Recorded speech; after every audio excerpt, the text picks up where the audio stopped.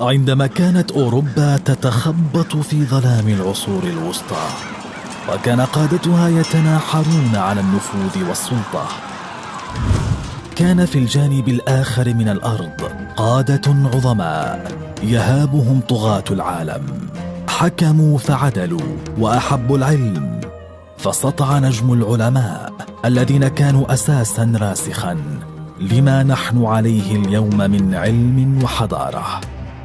نعم، هكذا كنا، وهكذا كان الإسلام في العصر الذهبي.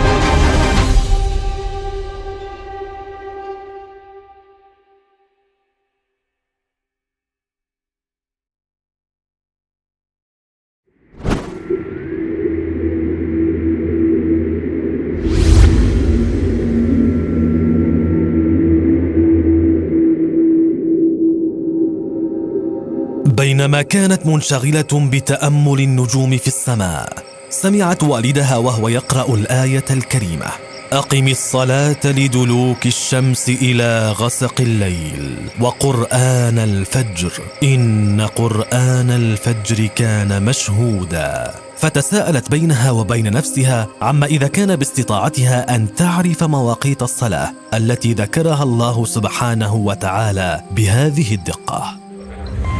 هذا التساؤل زرع في داخلها شغف العلم، وأكسبها عزيمة قوية لتتعلم من والدها الفلكي علم الفلك.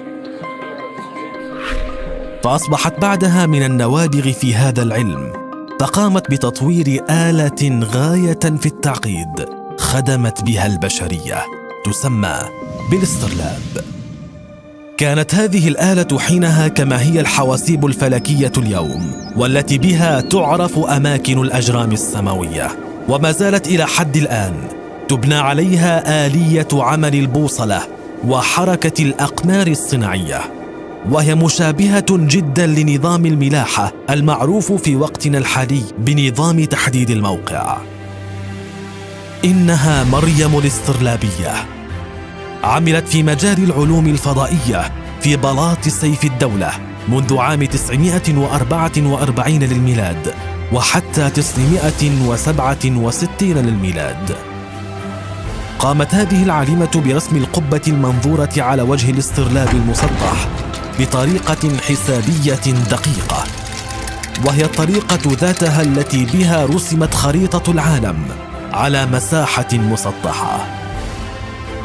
وليس غريبا أن تلاقي هذه الآلة اهتماما بالغا عند المسلمين، خصوصا أنها كانت تحدد اتجاهات القبلة، حتى استخدمها العلماء كساعات جيب في القرون الوسطى، لذلك صنعت بمختلف الأحجام.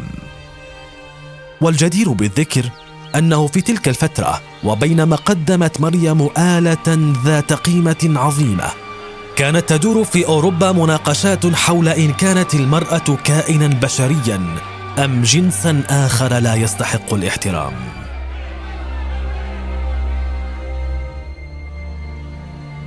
رحم الله النساء اللاتي زينهن العلم، فأصبحن منارات مشعة يهتدى بهن.